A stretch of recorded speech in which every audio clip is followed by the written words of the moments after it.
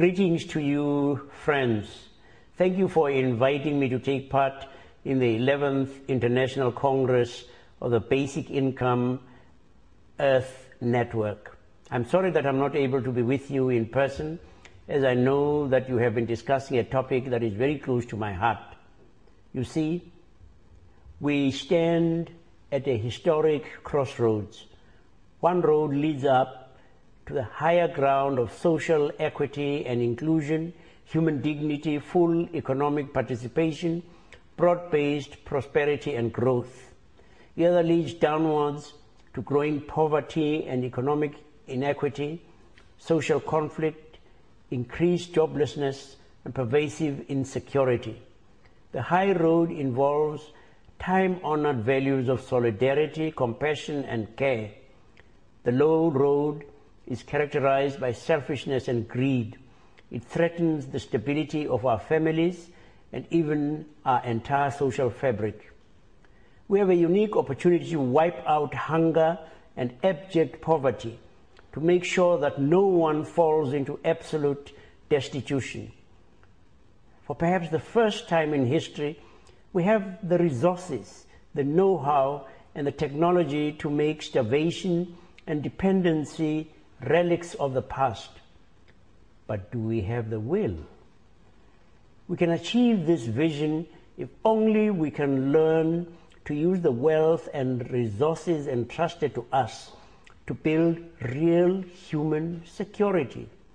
Human security does not come from bigger bombs, smarter missiles, larger armies, or more brutal interrogation techniques. But human security, a lasting and stable security, comes from a healthy and educated people and able to look after themselves and their families, together with the assurance that, should they fall, there will be a net, a society with compassion and care to catch them, and a springboard to lift them to more sustaining livelihoods.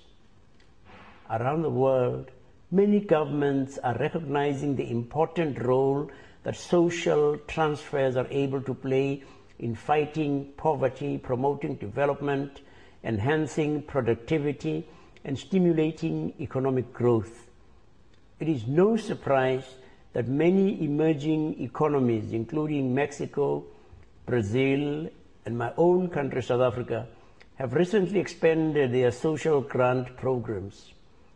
There are already encouraging signs that these initiatives are making sustainable improvements in the living standards of poor households. But more can and should be done. For one thing, the conditions often attached to social transfers tend to prevent the poorest families, the very people who most desperately need income support, from accessing grants. Universal grants, which can be targeted in other ways, offer one of the simplest and most effective strategies for overcoming the problem. If we fail to extend and strengthen our social security safety nets, we run the risk of condemning the next generation to a future where the gap between rich and poor yawns even wider. Another danger of such failure is that growing numbers of people fall deeper and deeper into a poverty trap from which they become unable to escape on their own. A recent British government report warned that the world's poorest and most marginalized households have realized little or no benefit from efforts to achieve the United Nations Millennium Goals related to health and education.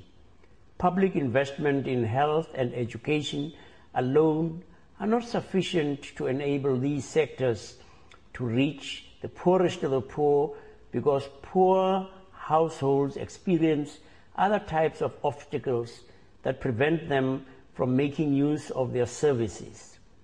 Transportation problems, the need to focus on securing daily bread, and a host of other poverty-related factors inhibit the take-up of services.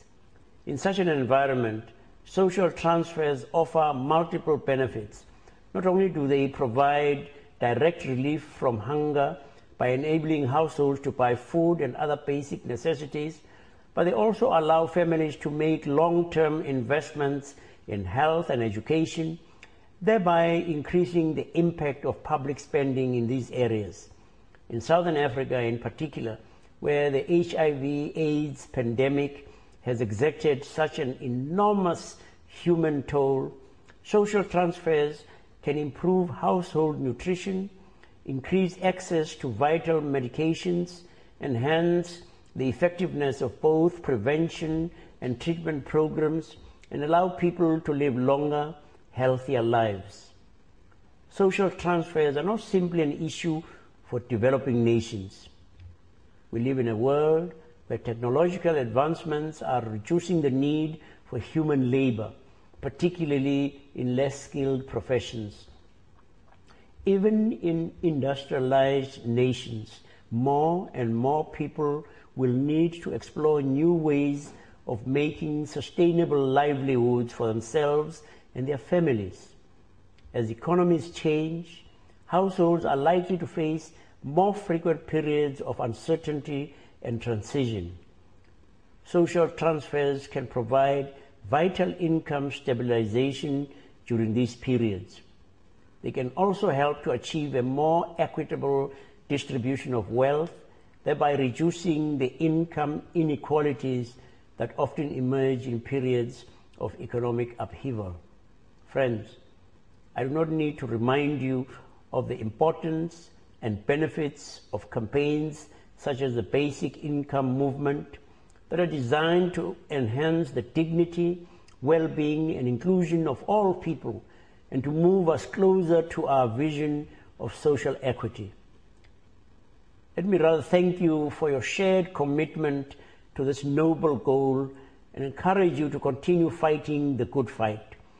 Let us work together to redouble our efforts to build bridges with governments, businesses, labor, faith communities, and other civil society organizations to hasten the day when all enjoy freedom from hunger, extreme want, and may have access to a social wage of at least $2 a day.